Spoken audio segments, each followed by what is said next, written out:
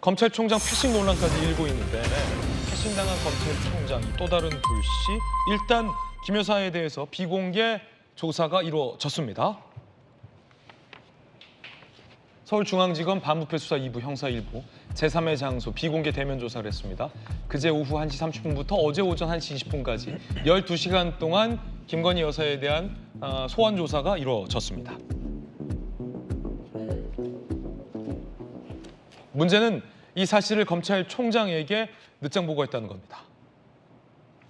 언제 보고했는지가 가장 중요할 텐데 조사 종료 1시간 50분. 조사 아까 12시간 했다고 했죠. 그러면 조사 종료 2시간 전에야 보고했다는 거면 조사 시작하고 10시간 지나서 중앙지검이 검찰총장에게 보고했다는 겁니다. 이건 패싱 맞죠? 이건 패싱이죠.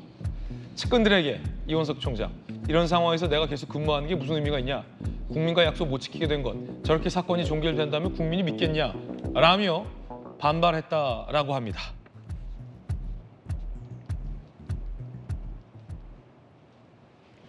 늦장 보고 거의 사후 통보, 패싱 통보 논란이 일고 있는 상황입니다. 왜 중앙지검은 검찰총장에게 보고하지 않은 채 김건희 여사를 제3의 장소에서 비공개로 소환했을까? 이게 궁금한데 이원석 검찰총장은 평소에도 김건희 여사에 대한 검찰청 출두를 지시한 바 있었습니다. 그런데 결과적으로는 검찰 소환 조사가 아니라 제3의 장소로 소환이 돼서 조사를 받게 된 겁니다. 그걸 의식해서 중앙지검이 검찰총장에게 얘기하지 않고 불렀을까?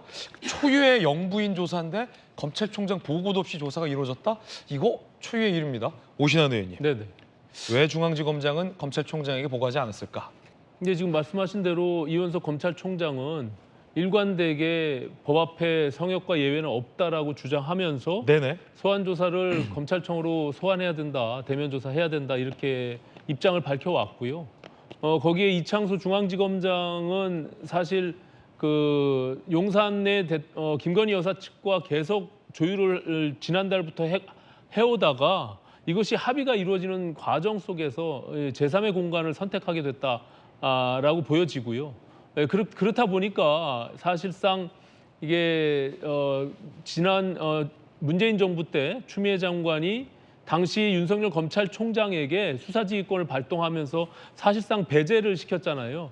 그것이 중앙지검장의 입장에서는 계속 이어지고 있다라고 얘기하면서 수사지휘권이 배제되어 있기 때문에 저것을 보고할 의무가 책임이 없다라고 주장을 하고 있는 것입니다. 다만 이것이 사실 석연치 않은 것이 지난번 송경호 중앙지검장을 부산 고검장으로 승진시키면서 인사 조치가 이루어졌잖아요. 그 이후에 이제 이창수 중앙지검장이 왔는데 그때부터 사실은 이게 과연 제대로 수사가 이루어질 것이냐라는 의심들이 있었습니다. 왜냐하면 이원석 검찰총장의 의지가 굉장히 강했기 때문에. 예. 그래서 이제 그런 서로의 의견들이 충돌하는 과정 속에서 불가피한 선택을 이창수 지검장의 입장에서는 어쨌든 대면 조사를 안 할 수는 없는 그런 과정인데 만약에 김건희 여사 측에서 나는 도저히 소환에 응하지 않겠다라고 했을 때 저것을 강제 구인하기가 굉장히 어려운 입장에 있기 때문에 그렇게 되면 오히려 수사가 굉장히 난항을 겪을 처지에 놓이게 되기 때문에 아마 고심 끝에 선택한 전략이라고 저는 판단이 되고요. 그렇군요. 또 한 가지는 지금 제3의 장소에 대한 문제도 사실상 지금 민주당에서 계속 이것은 특혜 아니냐 그리고 이미 짜고 치는 그런 어떤 수사가 아니냐 이런 공격을 지금 줄 빌미가 있기 때문에 저는 좀 개인적으로는 좀 아쉬움이 있습니다. 이제 김건희 여사께서 사실상 법적인 측면에서 아무런 문제가 없다라고 사법적인 해석을 했다라면 좀 당당하게 국민들 앞에 출석을 해서 그 부분을 좀 정면 돌파하는 것이 오히려 향후의 수사 결과에도 큰 의미를 남기지 않았을까라는 아쉬움이 있기 때문에 제3의 장소와 또 검찰총장 그 패싱 문제 이 두 가지 문제는 앞으로도 계속 논란이 될 것으로 이렇게 보여집니다. 그렇군요. 검찰총장에게 늑장 보고한 부분과 관련돼서는 논란의 여지가 상당할 것 같은데 이런 지점에서는 또 다르게 볼 수 있을 것 같아요. 검찰청 소환만 고소하는 검찰총장. 그거보다 제3의 장소에서도 조사하는 것도 소환 조사이니만큼 조사가 우선이었다라는 중앙지검의 입장.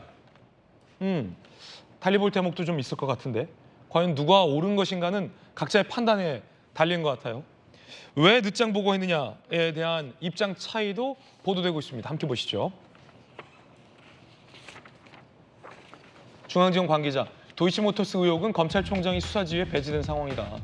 명품백 수수 의혹은 조사 자체가 불확실해서 보고할 수 없었다라고 해명합니다. 이원석 검찰총장은 졸렬한 행태 해명이다. 국민에게 부끄럽다라고 측근들에게 입장을 보였던 것 같습니다.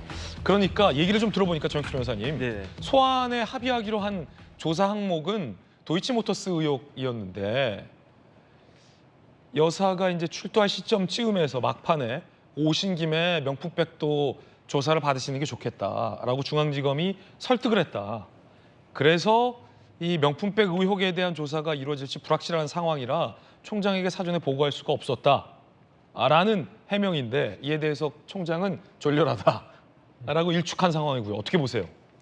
검사장하고 총장하고 그렇게 뭐 졸렬하니 많이 그렇게 싸우고 있습니까? 저는 뭐 나경원 후보 그 눈물을 흘렸지만 진짜 보수들은 진짜 울고 싶다 그런 생각이 들고요. 예, 이게 뭐냐면 대통령의 캐치프레이즈가 뭐였습니까? 지난 대선에서 공정과 상식이었어요. 예, 상식이라고 하는 거는 쉽게 생각하면은 국민 눈높이란 뜻이에요. 그런데 영부인이 검찰청에 소환되는 것이 국민의 눈높이인가? 이건 총장의 생각이고 아니다. 영부인이 제3의 장소에 와서 그냥 조사 받아도 그래도 국민들이 충분히 이해한다. 이게 중앙지검장 아니겠습니까? 누가 그 국민의 눈높이에 맞는지는 뭐 저도 잘 모르겠는데 이거는 이제 조금 지나면 알 수 있을 것이 아닌가. 한 가지만 말씀드리면요. 이성윤 의원이 2020년부터 2021년 6월까지 서울중앙지검의 검사장을 하고 있었어요. 지금 이창수 자리가 그때 이성윤 자리였단 말이에요. 예. 그런데 2020년에 무슨 일이 있었느냐? 2월 달인가 그때 뉴스타파에서 김건희 여사 도이치모터스 문제 있다, 주가 조작 관련돼서 혐의 있다 해가지고 대대적으로 보도하지 않았습니까? 그때 그 중앙지검장이었던 이성윤 의원은 그 김건희 여사 소환도 못했었어요. 그러니까 결국은 왜 소환을 못했는가? 저는 그게 참 희한하다고 생각을 하는데 어찌됐든지 간에 그러한 것들이 검찰 내부에서 법리적으로는 다 정리가 된 거 아닌가 싶어서 그렇기 때문에 결론은 제가 좀 전에 말씀드렸다시피 아마 검찰에서는 다 무혐의로 불기소 처분할 건데 그렇다라고 하면 어떤 모양이 좋았겠는가 이 부분에 대해서는 시간이 지나면은 드러나지 않을까 저는 그런 생각이 듭니다. 예.